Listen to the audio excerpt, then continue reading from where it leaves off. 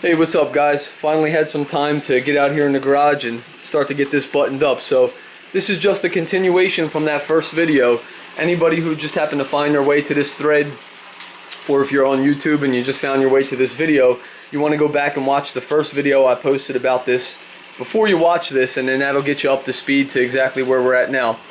But anyway, so if you remember from the last video, I had the battery tray all mocked up and I had the battery in. But the only intention for that was just to show you that the battery fit and that everything looked pretty good at first glance, but I didn't really get into actually finalizing it. So that's what I'm doing out here now. And guys, I gotta tell you, this is really phenomenal. This is working out far better than I thought it would. I just expected that I would have had to do a little bit more modification than I've had to do, but I've barely modified anything, and this so far has just been a match made in heaven. It's just fitting perfect.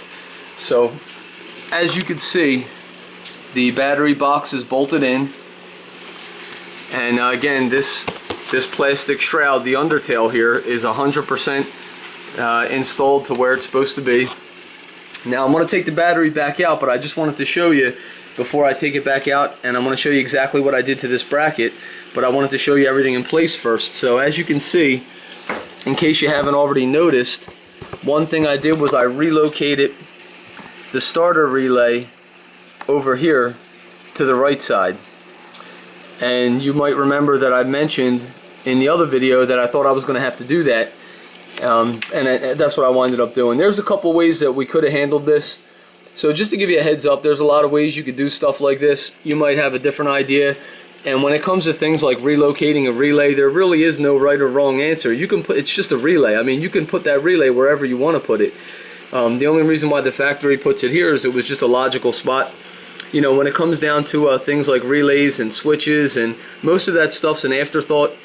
And you know, after the designers and engineers build the bike, you know, then they just kind of figure wherever they're going to shoehorn in the relays, and you know, things like the master cylinder reservoir and the rectifier, and you know, all that kind of stuff is just okay. You know, that's an afterthought. All right, where do we put all this stuff? So you can relocate any of this stuff. You can relocate this. You know, all that stuff is it's not affecting anything. You can put it wherever you want to put it. So anyway, with that being said, I decided to put mine on the right hand side. It was just, you know, it took the least amount of work and effort. It was logical, plenty of space on that side, and as you can see, the reservoir is fitting perfectly. No issues whatsoever. Just a beautiful, beautiful installation. So let me take the battery out now, and then I want to get down to show you exactly what I did to get the relay over there. And there's one other modification I decided to do, which I want to show you that too. Hang tight. Alright, so I've got the battery and the battery tray back out now, and I want to show you exactly what I did to reposition the starter relay. So the battery sits in there like this, and as you can see, I didn't have to cut or any bend or anything like that. The battery tray, this is 100% the same exact way that it was. Now the only modification that I did is there's two flaps here, two ears that stick out, and that's what holds your relay bracket on there, this little rubber boot. So you see these two slots here on either side of the boot? Those two slots slide into these two ears. So you see the way the ears are mounted, and then all I did is I took this ear and I folded it back, and I folded the other one really nice and neat all the way around the tray here, just to keep it nice and tight, and looks great. And the way that I got it that flat, because you see how flat that is like it's made on there, I just took a ball peen hammer and I chalked this up against something sturdy, you know, like a block of wood would be fine. I think I just used a chair when I did it, but you know, you could use a block of wood, a chair, a brick, you know, anything. And just gave it a couple taps. So first I folded it over by hand, and then I used a ball peen hammer to give it a few taps just to get it really, really flat like that. Now, just to give you guys a heads up, if you don't already know, the kind of alloy that they use for this, it's not, you know, the old kind of metal where if you bend it one too many times it snaps off, so you don't have to worry about that. The kind of metal that they use for this is the same kind of metal they use on the wire looms, you know, these little things that hold the wires all throughout the bike. And I've noticed, I've never actually broken one of them yet. I guess it can be done. I'm sure if you bend it back and forth, you know, enough times, eventually it'll snap off. But I gotta tell you, some of these I've bent and rebent probably hundreds of times, you know, just through rewiring things or cleaning the bike up, and I've never had one break yet. So you could take quite a bit of abuse on these and they won't mess up. And I say that because this is fully reversible. Alright, so I haven't cut, or you know, one way to do it is I could have just cut this bracket off. I don't think I'm ever going to need it again.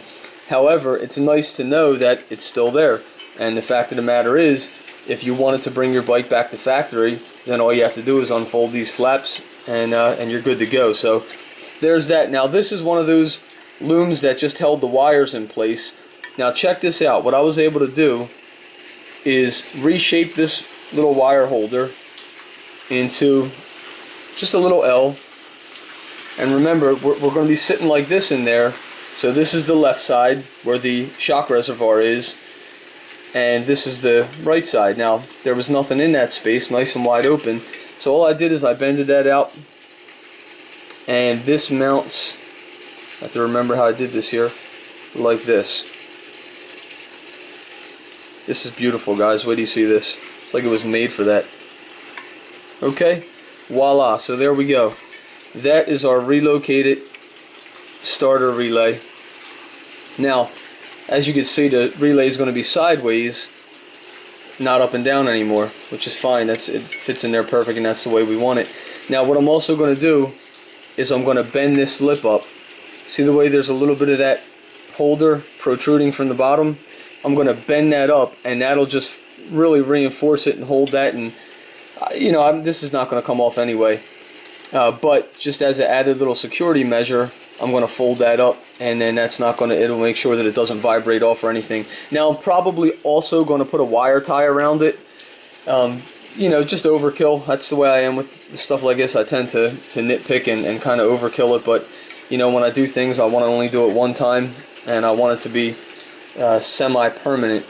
So you know, put a little wire tie there. But anyway, that's that. That's all that I had to do to the battery tray. That is 100% of the modifications needed, and as you just saw from the beginning of the video, it fits in there perfect, and everything is really beautiful. You know, this just goes in here like this, just to show you here.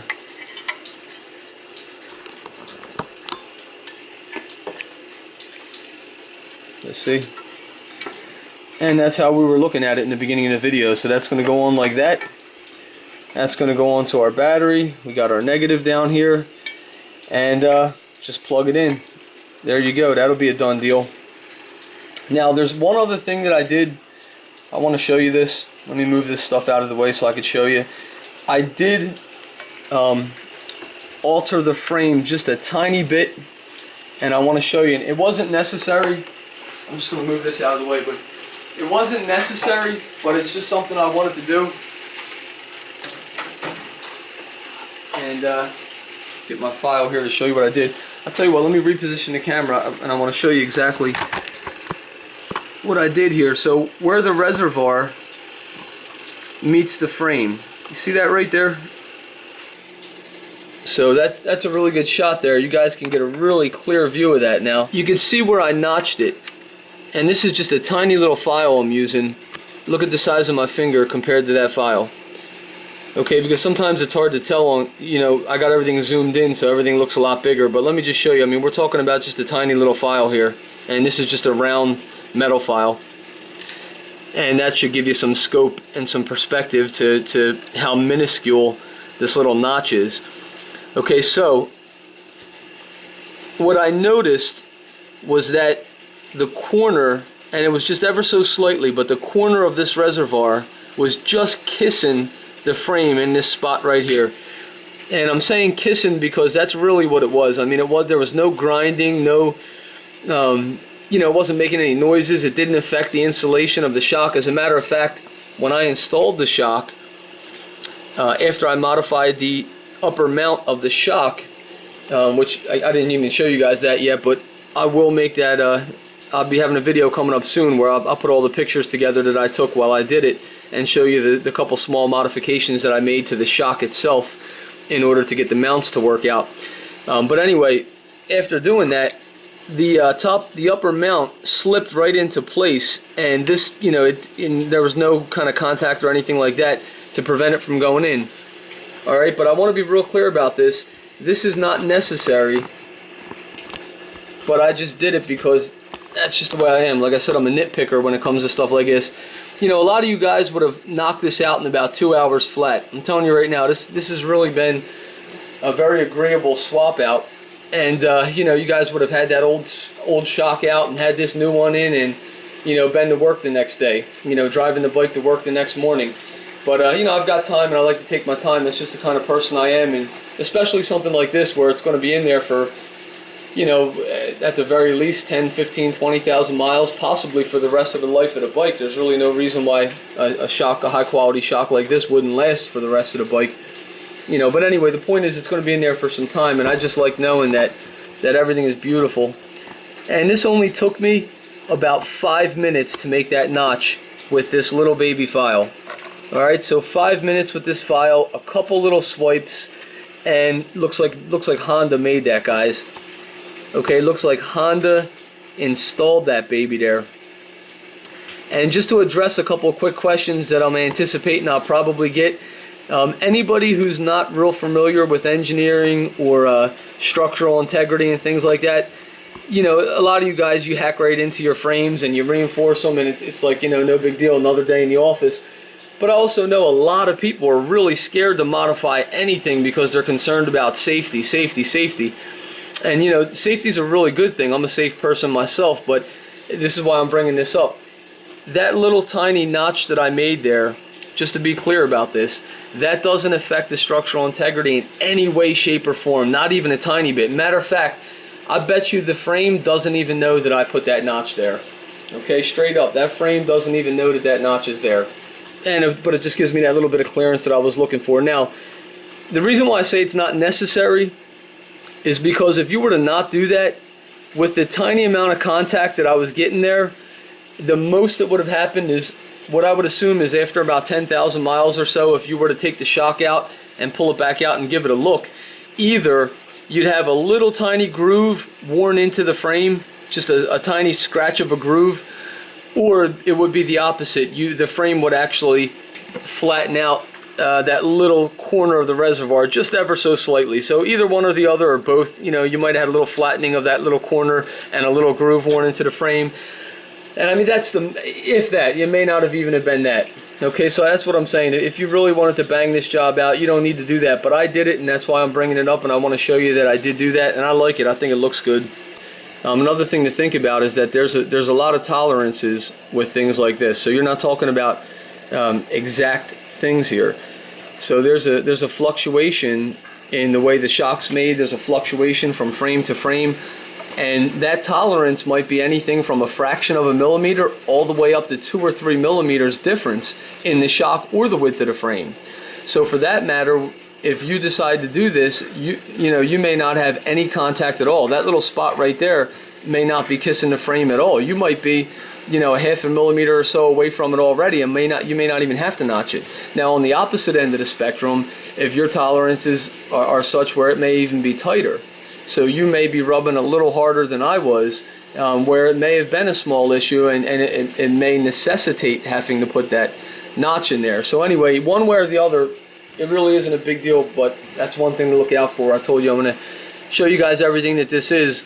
It's been a real pleasant installation, but if there's any kind of issues whatsoever, I will show them to you. So this is great. I mean, I really couldn't have asked for anything better, because that's, you know, that was nothing, and it looks good. So anyway, I guess I'm going to cut the camera off now. I'm going to get that all buttoned up for good. I don't want to keep opening this up. I want to be done with it, get my seat back on, probably leave the fairings off for a while so I can mess with some other stuff, but I just want to get this baby on the road and start really putting it through its paces. Got a rainy day here today, so I hope it stops raining this week. So hope you guys enjoyed this. Leave comments if you guys think of anything that I'm not saying, or if you see something I'm not saying, give me a holler. Let me know. Otherwise, let me know what you think. Tell me what your thoughts are on this. Oh, I tell you what, I winded up doing a little bit more homework too, and I found another really hot potential swap candidate for this vehicle. So if you guys are following the forum, you know, I mentioned my top 3 so far were this one here at number 1. My second choice would have been a specifically 2010 or 2011 S1000RR. Now it has to be one of those 2 years preferably. The 13 and 14 and 15 looks very similar, but it's a slight difference in the length. And you know, I want to do a video to show you guys all that stuff. But that was second place. The third place was the Ninja 636 shock, I believe. So that would have been my third choice for a really good, pretty easy swap candidate. Now I found another one today. I wasn't even looking for it. I just happened to be doing some other stuff, and it was funny how things happen once you start getting into things. But I found another shock that I think will work out really well. Now the only thing is it's a little bit shorter, but I'll address all that in another video. There's a couple things you could do about that.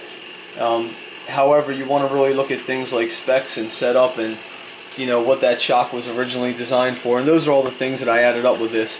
But this ZX-14 shock here, beautiful, guys. All you VFR owners who've been suffering with that factory shock for all these years, and you know, you didn't want to cough up the cheese to get you a nice $1,000 alternative, I'll tell you what, guys, this is going to be a real blessing. I'm really psyched up about this, and I hope you guys are too. Let me know what you think. Catch you.